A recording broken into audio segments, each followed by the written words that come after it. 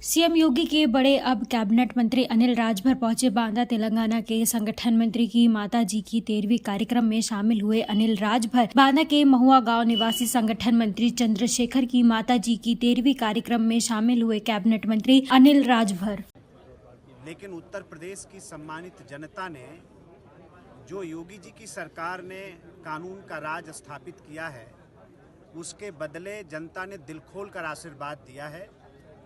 और इसलिए प्रतिपक्ष के इस तरह की बातों की कोई भी परवाह सरकार नहीं करती है।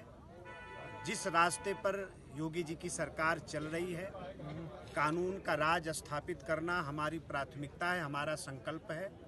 जनता के सहयोग से हम वो पूरा कर रहे हैं और समाजवादी पार्टी से ना ही कोई सीख लेने की आवश्यकता है और न कोई बात सुनने की आवश्यकता है, क्योंकि उत्तर प्रदेश के विकास से कोई इनका लेना देना नहीं है। उत्तर प्रदेश के 22 इलेक्शन को आप बताइए करहल में क्या हुआ।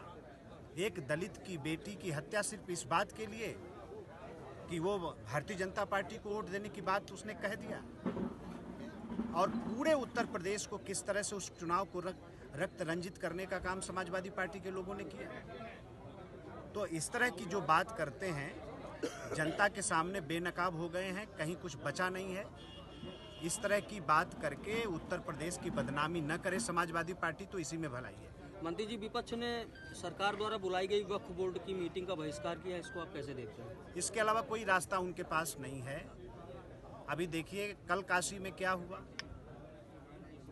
सदियों पुराना, दशकों पुराना उदय प्रताप महाविद्यालय काशी का यूपी कॉलेज, और वक्त उसको बता रहा है कि हमारी ज़मीन पर है। तो इस तरह की बात ख़त्म होनी चाहिए और ईमानदारी से हम लोग तो दिल्ली सरकार का, माननीय प्रधानमंत्री जी की सरकार का हम लोग अभिनंदन करना चाहते हैं कि वो देश के अंदर उनकी कमेटी बनाई गई, कमेटी जा रही है, लोगों की राय ले रही है। राय के आधार पर आगे सरकार फैसला करेगी। अब उत्तर प्रदेश की सरकार जानती है कि भारत की सरकार जब कोई बात तय कर लेती है और जनता के सहयोग से जब कोई बात निकल कर आती है, जनता के विचारों के आधार पर कोई बात निकल कर आती है, तो उस पर फैसला करने से भारत की सरकार को कोई पीछे नहीं कर सकता है। इस बात को समाजवादी पार्टी जानती है। तो कुछ कट्टर वैचारिक लोग हैं जिनकी विचारधारा ही कट्टरता है, उनको प्रसन्न करने के लिए ये वक्फ की जो कमेटी बनाई गई है जगदम्बिका जी के नेतृत्व में, उसका बहिष्कार ये कर रहे हैं। बहुत सस्ती सी और सीधी सी बात है। मंत्री जी, बांग्लादेश में हिंदुओं पे अत्याचार हो रहा है, विपक्ष कह रहा है सरकार चुप्पी साधे हुई है।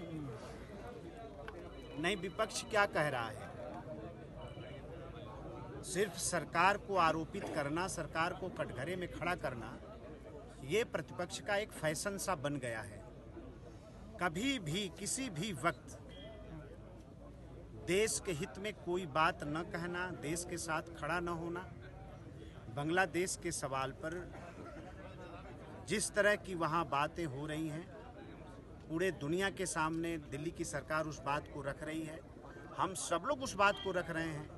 आज हमारे पश्चिम बंगाल के आप देखिए, हमारे पार्टी के प्रदेश अध्यक्ष आज वहाँ अभियान चला रहे हैं, हमारे प्रतिपक्ष के नेता वहाँ अभियान चला रहे हैं। तो प्रतिपक्ष को सिर्फ कहना है। बांग्लादेश के खिलाफ कुछ कह के देख लें कभी।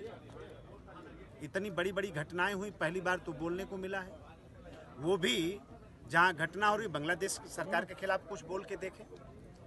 तो भारत की सरकार को बार बार कटघरे में खड़ा करना, देश दुनिया में कहीं कुछ हो जाए तो उनका निशाना सिर्फ मोदी जी रहते हैं। तो इस तरह बेतुकी बात करते हैं। जनता बार बार उन लोगों को सबक सिखा रही है, लेकिन उन लोगों को समझ में आने वाली बात नहीं है। अपना राजनैतिक अस्तित्व पूरी तरीके से मिटाने पर विपक्ष तुला हुआ है। अगर वो समय रहते समझ जाएगा तो उसके लिए ज़्यादा भला की बात है।